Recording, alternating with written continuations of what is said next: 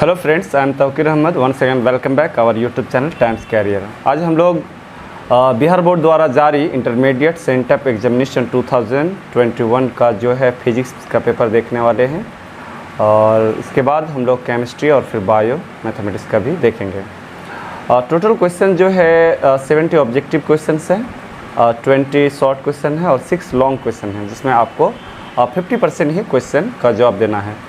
Students, मैं यहाँ पर एक बात और बता देना चाहता हूँ आप लोग का कि जैसे कि हम लोग यहाँ पर देख रहे हैं कि ये हमारा जो है सेक्शन ए है और ऑब्जेक्टिव भाग है। इसमें टोटल 1 से लेकर 70 यहाँ पर लिख दिया है कि प्रश्न संख्या 1 से 70 तक के प्रत्येक प्रश्न के साथ 4 विकल्प दिए गए हैं, जिनमें से एक सही है। अपने द्वारा चुने गए सही विकल्प को ऑमर शीट पर चिन्हित करें और किन्हीं 35 प्रश्नों का उत्तर दें। तो यहाँ पर आपको ध्यान ये बात रखना है कि आपको 70 में केवल 35 ही ऑब्जेक्टिव क्वेश्चन का आंसर देना है, चाहे आप 1 नंबर से 70 नंबर तक कोई भी जो आप जानते हैं उसी को देना है। आप अगर यहाँ पर क्वेश्चन उठ रहा है सर अगर हम ज़्यादा दे दें, अगर 40 लिख दें तो सिर्फ ऊपर से 35 तक ही आपका चेकअप होगा, लास्ट जो 5 देंगे आप वो चेकअप नहीं होगा। इस बात को आप ध्यान रखें, ठीक है। बहुत सारे स्टूडेंट ये सोचते होंगे कि 40 लिख देंगे, 45 लिख देंगे, 50 लिख देंगे तो जो सही होगा वो नंबर मिल जाएगा। ऐसा कुछ नहीं होता है। ऊपर से लेकर 35 तक जांचेंगे, चेकअप करेंगे, उसके बाद नहीं करेंगे, ठीक है। तो आइए देखते हैं हम लोग 1 से लेकर 70 तक ऑब्जेक्टिव क्वेश्चन। बहुत ही ईजी क्वेश्चन पूछे गए हैं। पहला क्वेश्चन कह रहा है कि यदि माध्यम ए का माध्यम बी के सापेक्ष अपवर्तनांक, ठीक है, ए के सापेक्ष माध्यम ए का माध्यम बी के सापेक्ष अपवर्तनांक mu B with respect to A से दर्शाया जाए तो होगा। तो मैंने आपको बताया था कि जब भी mu B with respect to A होगा तो म्यू बी ऊपर हो जाएगा और म्यू ए कहाँ जाएगा, ए हो जाएगा। इसका सही ऑप्शन नंबर बी होगा, ठीक है। और नेक्स्ट क्वेश्चन कह रहा है कि यहाँ इस डायग्राम से ही हम आंसर इसका निकाल लेंगे। दूसरा क्वेश्चन में कि जो लेंस का रिफ्रैक्टिव इंडेक्स है वो म्यू एल दिया हुआ है और मीडियम जो चारों ओर रिफ्रैक्टिव इंडेक्स है वो म्यू एम है और इसमें जो है पैरेलल लाइन जा रही है। इससे ये साबित हो रही है कि बाहर का एक्सटर्नल और इंटरनल लेंस और उसके चारों ओर का मीडियम दोनों का जो है रिफ्रैक्टिव इंडेक्स सेम है। तो इसका सही ऑप्शन हो जाएगा mu M equal to mu L, यानी ऑप्शन नंबर सी सही हो जाएगा, ठीक है। आइए नेक्स्ट क्वेश्चन को हम लोग देखते हैं। तीसरा क्वेश्चन कह रहा है कि एक माध्यम का अपवर्तनांक √2 है। अपवर्तनांक यानी रिफ्रैक्टिव इंडेक्स म्यू जिसको बोलते हैं √2 है। इसके संगत क्रांतिक कोण, तो क्रांतिक कोण का फॉर्मूला होता है साइन सी बराबर 1/μ। तो 1/μ यानी √2 और साइन 45 डिग्री का मान जो होता है वो √1/√2 होता है। तो इसका सही ऑप्शन हो जाएगा बी हो जाएगा, ठीक है, यानी सी बराबर 45 डिग्री हो जाएगा, जो सी क्रिटिकल एंगल का सिंबल है। चौथा क्वेश्चन जो काफ़ी इंपॉर्टेंट है कि संयुक्त सूक्ष्मदर्शी कंपाउंड माइक्रोस्कोप के अभिदृश्य को ऑब्जेक्टिव लेंस कहा जाता है द्वारा बनाया गया प्रतिबिंब। आप पढ़े होंगे स्टूडेंट्स, ठीक है। उसका सही ऑप्शन होता है वास्तविक और ऑब्जेक्ट से बड़ा होता है, यानी इसका डी ऑप्शन सही होगा। 4 का ऑप्शन नंबर डी सही होगा। ये कोई स्टूडेंट्स के होंगे जो बहुत सारे ऑप्शन गलत ला के रखे हैं, तो आपको इसको देख के नहीं, जो मैं बता रहा हूँ, ठीक है, उसको आपको एक नज़र देख लेना है। आई होप कि आपका 70 में 70 सही हो जाएंगे। अगला है कि निम्नलिखित में कौन संबंध सही है। तो आपको पढ़ाए होंगे कि पथांतर और कलांतर, फेज डिफरेंस और पाथ डिफरेंस के बीच एक फार्मूला पढ़ाया था टीचर आपको कि फाई बराबर 2π लैम्डा इंटू एक्स। तो फाई को फेज डिफरेंस बोलते हैं, 2π लैम्डा, और एक्स को पाथ डिफरेंस बोलते हैं। यानी इसका सही होगा कलांतर बराबर 2π लैम्डा इंटू पथांतर। इंग्लिश में हम बात करें तो phase difference equal to 2π lambda into path difference. इसका सही ऑप्शन बी हो जाएगा क्वेश्चन नंबर 5 का। आइए नेक्स्ट क्वेश्चन 6 नंबर। इसमें आपको टीचर कंसेप्ट दिए हुए हैं, क्लास में आपको पढ़ाए थे और बताए थे कि गोलाकार जो होता है एस्फेरिकल वेव फ्रंट होता है वो पॉइंट सोर्स के कारण बनता है, ठीक है। तो जैसे ही ये देखेंगे आप, इसका सही ऑप्शन क्या हो जाएगा, ऑप्शन नंबर ए हो जाएगा। अगला क्वेश्चन है कि प्रकाश के रंग की जानकारी निम्नलिखित में कौन देता है। तो प्रकाश के रंग का यानी कलर ऑफ लाइट, जो 7 कलर होते हैं विबग्योर वाइट लाइट में, उसकी जो जानकारी है वो वेवलेंथ देता है। तो इसका सही ऑप्शन क्या हो जाएगा, तरंगदैर्घ्य यानी वेवलेंथ हो जाएगा हिंदी में। ये नेक्स्ट क्वेश्चन हमारा 8 नंबर, जो काफ़ी इजी है और इस तरह का हर बार एक ऑब्जेक्टिव फिक्स रहता है कि उत्तर लेंस के द्वारा कौन सा दृष्टि दोष को दूर किया जाता है? तो दूरदृष्टि दोष यानी दूरदृष्टिता को दूर किया जाता है। ऑप्शन नंबर 20 सही हो जाएगा। ठीक है।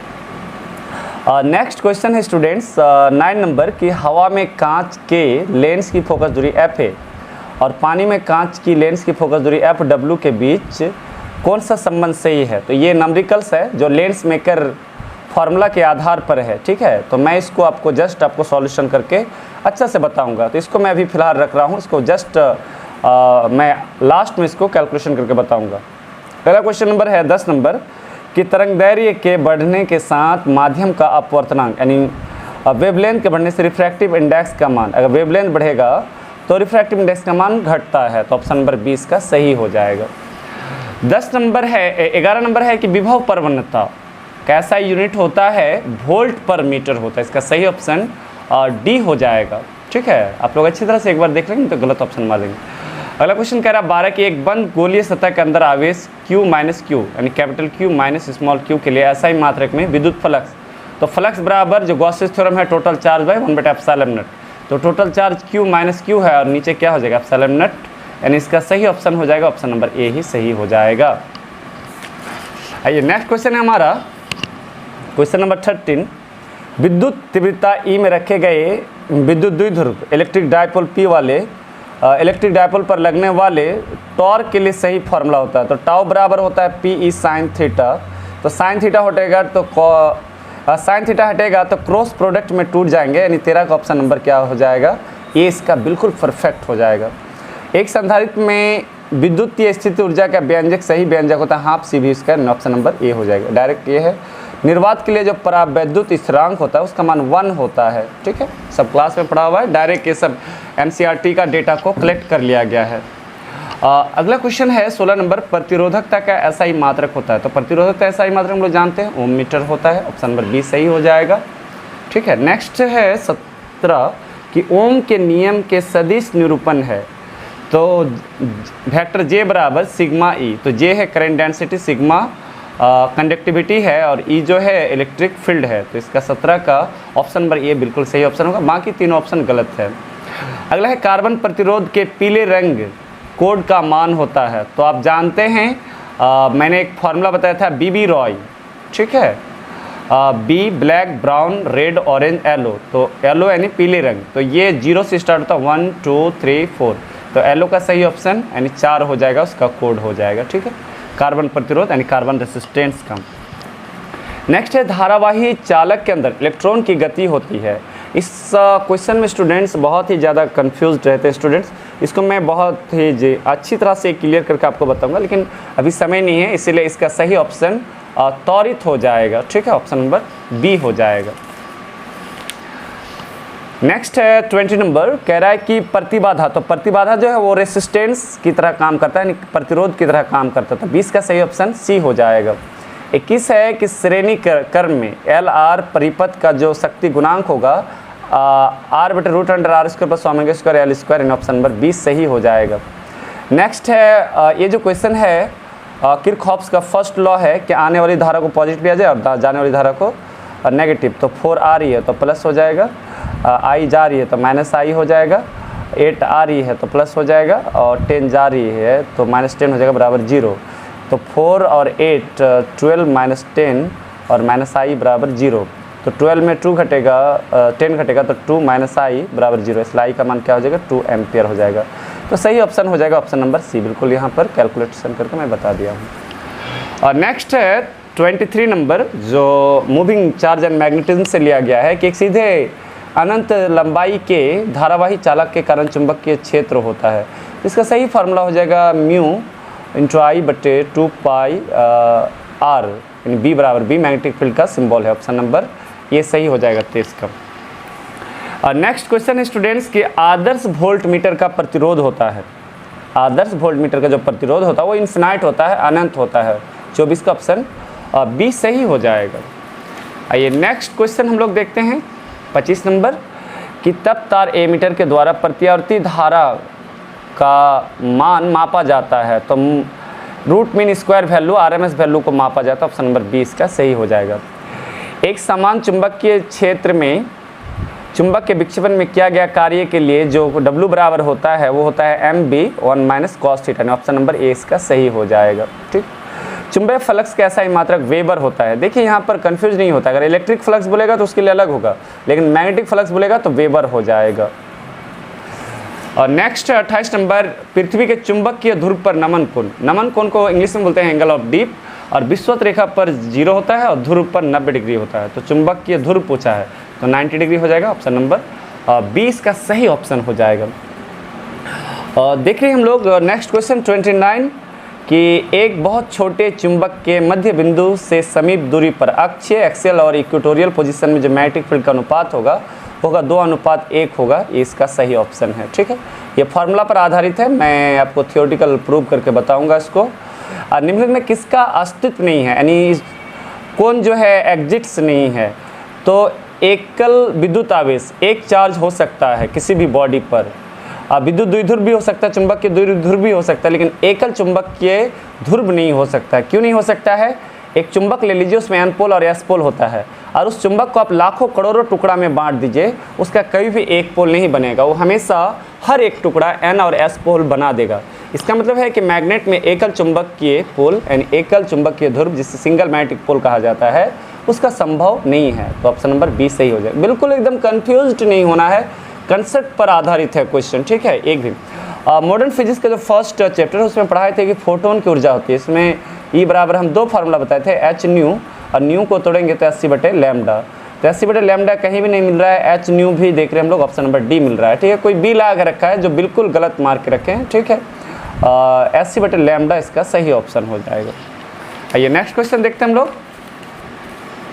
32 नंबर कह रहा है कि निम्न में किस पर चार्ज यानी आवेश नहीं होता है। तो अल्फा पर पॉजिटिव चार्ज होता है, बीटा पर नेगेटिव चार्ज होता है, प्रोटॉन पर पॉजिटिव चार्ज होता है, फोटोन पर कोई चार्ज नहीं होता, चार्जलेस पार्टिकल है। तो ऑप्शन नंबर सी हो जाएगा। निम्न में कौन तरंग संख्या के बराबर होता है? तो n × लैम्डा तरंग संख्या के बराबर होता है, यानी 33 का सी ऑप्शन सही हो जाएगा। एक परमाणु, इसमें एटॉमिक नंबर और मास नंबर दिया हुआ है, न्यूट्रॉन की संख्या बताए थे n बराबर a - z, लेकिन स्टूडेंट्स यहाँ पर ये यूरेनियम का 38 दिया हुआ है। एटॉमिक नंबर जो बिल्कुल गलत है, 90 होता है। इसमें हम लोग बैठा के देख लेते हैं, अगर ऑप्शन आ जाता है तो आ जाता है, नहीं तो फिर इसको हम लोग कैलकुलेशन करेंगे। जो मास नंबर है वो ए द्वारा सूचित करते हैं, 235 है, और जो एटॉमिक नंबर है वो 38 है। तो इसको अगर हम 15 में 8 घटाते हैं तो 7, और यहाँ पर 1 12, 12 में 3 घट जाएगा तो हो जाएगा 9, और यहाँ पर 1 यानी 197, जो ऑप्शन नंबर ये। ठीक है, तो जो दिया है उसी के आधार पर आपको चलना है। एक्चुअली में यूरेनियम का उतना नहीं होता है 90 होता है, लेकिन आपको यहाँ पर 38 दिया है तो कोई बात नहीं, उसके अनुसार ही हम लोग चलेंगे। ठीक है, 35 में कह रहा है कि मूल लॉजिक गेट, ये जो है इलेक्ट्रॉनिक्स से लिया गया है, लॉजिक गेट चैप्टर से, मॉडर्न फिजिक्स का चौथा चैप्टर है। इसमें एंड गेट, और गेट और नॉट गेट आते हैं मूल लॉजिक गेट में। डायरेक्टली ऑप्शन है, ऑप्शन नंबर डी इसका सही हो जाएगा। ये काफ़ी कंसेप्चुअल बाइनरी नंबर सिस्टम से क्वेश्चन दिया है कि 1 + 1, तो 1 + 1 2 होता है, लेकिन 2 का जो बाइनरी नंबर सिस्टम होता है वो 1 0 होता है, ऑप्शन नंबर बी सही हो जाएगा। ठीक है, कन्फ्यूज नहीं होना है। एक लॉजिक संकेत दिया हुआ और आपको पहचानना है कि इसका बुलियन ऑपरेशन क्या होगा। तो ये है आपका एंड गेट का, लेकिन यहाँ पर एक 0 लगा हुआ है, यहाँ पर आप देख रहे हैं एक छोटा सा 0 लगा हुआ है, वो नॉट को ये करता है। तो एंड के लिए फार्मूला होता है y बराबर a × b, लेकिन ये 0 नॉट को इंडिकेट करता है, इसलिए यहाँ बार लग जाएगा, यानी ऑप्शन नंबर इसका डी सही हो जाएगा। नेक्स्ट क्वेश्चन 38, जो काफ़ी इंपॉर्टेंट क्वेश्चन है कि एक मूल कण निम्न में कौन नहीं है। तो न्यूट्रॉन मूल कण है, प्रोटॉन भी है, इलेक्ट्रॉन भी है, लेकिन अल्फा पार्टिकल मूल कण नहीं है, क्योंकि अल्फा जो है इलेक्ट्रॉन प्रोटॉन से मिलकर बने होते हैं, न्यूट्रॉन से मिलकर बने होते हैं। ठीक है, तो ऑप्शन नंबर इसका सी सही हो जाएगा, मूल कण नहीं है। 39 नंबर क्वेश्चन, आइए क्या कह रहा है देखते हैं हम लोग। कह रहा है कि विद्युत चुंबकीय तरंगों की चाल समान होती है। काफ़ी इंपॉर्टेंट क्वेश्चन, अब तक में सबसे देखा जाए तो काफ़ी इंपॉर्टेंट क्वेश्चन है कि इलेक्ट्रोमैग्नेटिक वेव की चाल समान होती है। ठीक है, तो सभी वेवलेंथ के लिए समान नहीं होती है, सभी मीडियम में भी समान नहीं होती है, सभी आवृत्तियों के लिए भी समान नहीं होता, लेकिन सभी तीव्रताओं के लिए, चाहे ठंडी गर्मी या जाड़ा कुछ भी हो, प्रकाश की चाल हमेशा एक समान होता है, सेम मीडियम में। तो ऑप्शन नंबर सी इसका सही हो जाएगा। ठीक है, for all intensities. Next question है स्टूडेंट्स, तो हमारा नेक्स्ट क्वेश्चन है कि बैंड की चौड़ाई के लिए स्पेक्ट्रम की अधिकतम आवृत्ति fx और स्पेक्ट्रम की न्यूनतम आवृत्ति एफ मीन के बीच संबंध है। इसका ऑप्शन मैं बाद में बताऊंगा आपको। नेक्स्ट क्वेश्चन को हम लोग चलते हैं। 41 में है प्रकाशीय तंतु जिसको इंग्लिश में ऑप्टिकल फाइबर कहा जाता है, मूल सिद्धांत निम्न में कौन है? तो ये प्रकाश का पूर्ण आंतरिक परावर्तन पर आधारित है, total internal reflection of light पर आधारित है। तो 41 का सही ऑप्शन क्या हो जाएगा? ए नंबर हो जाएगा। नेक्स्ट क्वेश्चन है स्टूडेंट्स 42 कि 10 का जो है द्विआधारी यानी बाइनरी नंबर सिस्टम आपसे मांग रहा है। सॉरी 10 नहीं 15 का क्या मांग रहा है? Binary number. तो इसको मैं यहाँ पर मैं आपको बाद में निकालने सिखाऊंगा, ठीक है। अभी फ़िलहाल इसका सही ऑप्शन मैं देख लेता हूँ कि क्या होगा, ठीक है। इसका हो जाएगा 1112, इसका सही ऑप्शन नंबर बी हो जाएगा। अगला क्वेश्चन है 43 नंबर की, एक नैनो कूलम के बराबर होता है। तो एक नैनो कूलम 10⁻⁹ कूलम के बराबर होता है। जब आप नैनो को तोड़ेंगे तो -9 कूलम हो जाएगा। अगला क्वेश्चन है कि आवेश का रेखीय घनत्व लीनियर डेंसिटी ऑफ चार्ज कैसे होता है? कूलम पर मीटर, यानी ऑप्शन नंबर ए सही हो जाएगा। नेक्स्ट क्वेश्चन है हमारा 45 नंबर कि एक आवेशित चालक, कोई आवेशित चालक है और इलेक्ट्रिक लाइन्स फोर्स, तो इलेक्ट्रिक लाइन्स ऑफ फोर्स हमेशा सरफेस का लंबवत होता है। तो सरफेस और इसके बीच का कोण 90 डिग्री हो जाएगा, ऑप्शन नंबर डी इसका सही हो जाएगा, ठीक है। एकदम बिल्कुल कंफ्यूज नहीं होना है, कंसेप्चुअल क्वेश्चन पूछा गया है। नेक्स्ट क्वेश्चन कह रहा है कि चालक की धारिता सी इसके क्षेत्रफल के बीच का संबंध है। तो सी समानुपाती ये होता है, ऑप्शन नंबर इसका ये सही हो जाएगा। और 47 में कह रहा है कि आर त्रिज्या के गोलीय चालक की धारिता सी बराबर 1/4π × r, यानी ऑप्शन नंबर ये इसका सही हो जाएगा। और नेक्स्ट क्वेश्चन कह रहा है 48 नंबर कि संधारित्रों के समांतर संयोजन में पैरेलल कॉम्बिनेशन में कौन राशि समान रहती है? तो कैपेसिटर का जो पैरेलल कॉम्बिनेशन होते हैं, ठीक है, उसमें जो है आपका पैरेलल कॉम्बिनेशन में पोटेंशियल डिफरेंस जो है पैरेलल कॉम्बिनेशन में एक समान रहते हैं, यानी समान रहती है, ठीक है, क्योंकि चार्ज का मान अलग अलग होता है और पोटेंशियल डिफरेंस का मान क्या होता है? अलग अलग सेम रहता है। सॉरी, पोटेंशियल डिफरेंस एक समान होता है, चार्ज का मान अलग अलग होता है, यानी ऑप्शन नंबर सी। और नेक्स्ट है व्यतिकरण फ्रिंज की चौड़ाई का व्यंजक होता है बीटा बराबर λd/d, जो थ्योरेटिकल प्रूव किया गया है, ऑप्शन नंबर ए हो जाएगा। 1 किलोवाट घंटा बराबर होता है। तो इसका सही ऑप्शन हो जाएगा 3.6 × 10⁻6 जूल, यानी ऑप्शन नंबर ए इसका सही हो जाएगा। नेक्स्ट क्वेश्चन कह रहा है कि फ्लेमिंग के दाहिने हाथ का नियम में मध्यमा निम्नलिखित करता है। मध्यमा जो है वो गति की दिशा को दर्शाता है, ठीक है, ऑप्शन नंबर ए इसका सही ऑप्शन हो जाएगा। और नेक्स्ट क्वेश्चन कह रहा है कि 52 प्रेरणिक प्रतिघात होता है, इसको इंग्लिश में इंडक्टिव रिएक्टेंस कहा जाता है और इसे एक्सेल द्वारा सूचित करते हैं। और एक्सेल बराबर होता है ओमेगा × एल। ओमेगा को एंगुलर वेलोसिटी कहा जाता है, एल इंडक्टेंस कहलाता है, यानी ऑप्शन नंबर ये इसका सही हो जाएगा। नेक्स्ट है कि प्रतिवर्ती धारा परिपथ में शक्ति होता है। तो पावर बराबर होता है ERMS IRMS × cos φ, यानी इसका सही ऑप्शन हो जाएगा, ऑप्शन नंबर 20 का सही हो जाएगा, ठीक है। निम्न में किस उपकरण के साथ ताम्र क्षय यानी कॉपर लॉस किस में होता है? एमीटर, वोल्टमीटर, गैल्वेनोमीटर, तीनों में नहीं होता है, बल्कि ट्रांसफार्मर में कॉपर लॉस होता है, आयरन लॉस होता है, आप लोग पढ़ेंगे, ठीक है। ऑप्शन नंबर डी हो जाएगा इसका सही। AC से इस क्वेश्चन को लिया गया है, AC चैप्टर से अल्टरनेटिंग करंट से। नेक्स्ट क्वेश्चन है कि जल होता है, जल बोले तो H2O, तो H2O ये होता है, लेकिन चुंबकीय पदार्थ नहीं होते हैं, ठीक है, यानी प्रति चुंबकीय होता है, अनुचुंबकीय होता है, लौ चुंबकीय, तीनों ऑप्शन सही है, बट चुंबकीय पदार्थ नहीं होता है, ऑप्शन नंबर डी इसका हो जाएगा। एक्स किरण के लिए वेवलेंथ जो होता है, रेंज उसका, वो 10⁻10 से 10⁻6 मीटर के बीच होता है, ऑप्शन नंबर इसका बी हो जाएगा।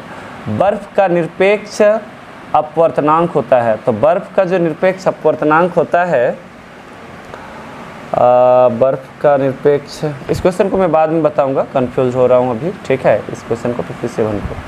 अगला क्वेश्चन है खगोलीय दूरदर्शक के सामान्य संयोजन में नली की लंबाई L बराबर FO + FE होता है, ठीक है, तो इसका ऑप्शन नंबर ए हो जाएगा। आइए स्टूडेंट्स, नेक्स्ट क्वेश्चन है हमारा 59। वर्ण विक्षेपण क्षमता ओमेगा बराबर होता है μv - μr / μ - 1, तो y लगा सकता है, आपको बताया था, ऑप्शन नंबर ये ही इसका सही ऑप्शन हो जाएगा। प्रकीर्णित प्रकाश की तीव्रता यानी इंटेंसिटी जो है वो वेवलेंथ के चतुर्घात का व्युत्क्रमानुपाती होता है। ऑप्शन नंबर डी है ये इसका सही ऑप्शन। जस्ट मैंने पढ़ाया था न्यूक्लियस चैप्टर में कि ऊपर जो है वो मास नंबर होता है, नीचे एटॉमिक नंबर होता है। तो ए होता है तो मास नंबर को द्रव्यमान संख्या कहा जाता है। ऑप्शन नंबर बी यानी ऑप्शन नंबर बी सही होगा। ठीक, एक परमाणु द्रव्यमान मात्रक U बराबर होता है 1.6605 × 10⁻27 kg। ऑप्शन नंबर ए इसका सही ऑप्शन है। 63 का है रेडियो एक्टिव विघटन के निम्न में कौन सही है? तो n बराबर n0 × E पर पावर माइनस लैम्डा टी होता है, ऑप्शन नंबर बी हो जाएगी। थ्योरेटिकल फार्मूला है, सबका प्रूव है, ऐसी बात नहीं कि डायरेक्ट है, सब थ्योरेटिकल फार्मूला को उठाया गया है ऑब्जेक्टिव क्वेश्चन में। नेक्स्ट क्वेश्चन जो काफ़ी इंपॉर्टेंट है, लॉजिक गेट से लिया गया है, बाइनरी नंबर सिस्टम से। LHS में सब में 99 है लेकिन RHS में अलग अलग मान है, तो इसको हम लोग डायरेक्ट निकाल ही लेते हैं यहाँ पर और देख लेते हैं। ठीक है, 2 से तो यहाँ पर हो जाएगा 49 और इधर 1 आ जाएगा, फिर 2 24, 1 आ जाएगा, फिर 2 12, 0 आ जाएगा, फिर 2 6 आ जाएगा और इधर 0 आ जाएगा, फिर 2 यहाँ पर 0 3 आ जाएगा और 1 आएगा यहाँ पर 1, तो इसका ऑप्शन हो जाएगा 1 1 0 0 0 1 1। तो इसका अगर सही ऑप्शन है ऑप्शन नंबर ए ही इसका सही है। ठीक है, मैं निकालने सिखाऊंगा आप लोग को डेसिमल से बाइनरी और बाइनरी से डेसिमल, बहुत ही ईजी है, महज 5 मिनट में मैं सिखा दूंगा। रचनात्मक व्यतिकरण जिसको इंग्लिश में कंस्ट्रक्टिव इंटरफेरेंस कहा जाता है, उसके लिए 5 बराबर 2n × पाई यानी पाई का समगुणज होता है। ठीक है, एक mega electron volt mega electron volt, तो 10⁶ मेगावाट हटेगा तो इलेक्ट्रॉन वोल्ट हो जाएगा। ऑप्शन नंबर ए इसका हो जाएगा और इसका ऑप्शन नंबर ए है। सॉरी स्टूडेंट, 65 भूल गए थे लगाना। सोडियम का कार्य फलन होता है, तो NCERT में इसका डेटा दिया है 2.75। ठीक है, ऑप्शन नंबर ए इसका सही हो जाएगा। नेक्स्ट है कि नॉर गेट, तो और के लिए क्या होता है? y बराबर a प्लस बी होता है, तो इसमें ये बार लग जाएगा a प्लस बी में, तो ऑप्शन नंबर डी इसका सही हो जाएगा। इनमें कौन संबंध सही है? तो बी मैग्नेटिक फील्ड हो गया, पृथ्वी का हॉरिजॉन्टल और ये वर्टिकल डायरेक्शन है, तो ये इसका सही ऑप्शन है। ठीक है स्टूडेंट्स, हमारा लास्ट क्वेश्चन है 70। सामान्य ताप पर अपवाह वेग यानी ड्रिफ्ट वेलोसिटी लगभग होता है, तो इसका सही NCERT का जो डेटा है वो 10⁵ मीटर/सेकेंड लिखती है, लेकिन उसके अप्रॉक्स कम होता है, तो 10⁵ तो यहाँ ऑप्शन है ही नहीं, तो 10⁴ मीटर/सेकेंड का सही ऑप्शन हो जाएगा, ऑप्शन नंबर बी। तो ये था हमारा 70 ऑब्जेक्टिव क्वेश्चन। इसको आप लोग अच्छी तरह से देखिए, जो भी 1-2 क्वेश्चन हम रखे हैं उसको हम आपको बोर्ड में 100% कॉन्सेप्ट क्लियर करेंगे। Thank you for watching.